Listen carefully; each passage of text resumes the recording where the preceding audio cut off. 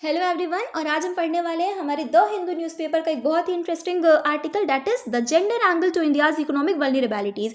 तो ये कहना चाहता है कि किस तरीके से जेंडर गैप है हमारे इकोनॉमिक क्लास के बीच में, यानी मेन और फीमेल के बीच में कितना ज़्यादा गैप हो रहा है। इंडिया में बहुत ही जल्द ऐसा हो सकता है कि जो हमारी वर्किंग एज पॉपुलेशन है वो हमारे डिपेंडेंट्स की एज को से ज़्यादा हो जाए। तो ये बहुत ही अच्छी चीज़ होती है किसी भी कंट्री के डेवलपमेंट में। अगर वर्किंग एज की पॉपुलेशन ज़्यादा है तो वो कंट्री बहुत अच्छे से डेवलप कर सकती है। लेकिन इसमें दिक्कत क्या आ रही है कि यहाँ की जो 50% आबादी है इंडिया की, दैट इज योर फीमेल्स, उनका जो पार्टिसिपेशन रेट है वो अभी भी 37% से 41% में अटका हुआ है। और ये जो है वो नेशनल यानी ग्लोबल एवरेज से भी हमारा कम है।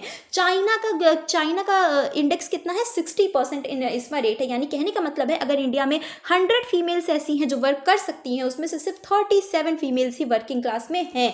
तभी कहा जाता है कि the strength of a nation lies in the strength of its women. यानी अगर हम विमेन्स को एक सेफ्टी इन्वायरमेंट, एक सही से काम करने की जगह, और अगर ज़्यादा से ज़्यादा फीमेल पार्टिसिपेशन क्रिएट करेंगे अपनी कंट्री में, तो ये हमारी कंट्री के ग्रोथ में आगे चल के बहुत ज़्यादा हेल्प करेगा। एक और टॉपिक है जो इससे थोड़ा सा रिलेटेड है कि जो यूएस टेरिफ्स लगा रहा है वो ऐसे सेक्टर्स में लगा रहा है जहाँ फीमेल ज़्यादा वर्क करती हैं। तो ये भी एक हमारा कंसर्न हो सकता है। तो ये आज का हमारा टॉपिक।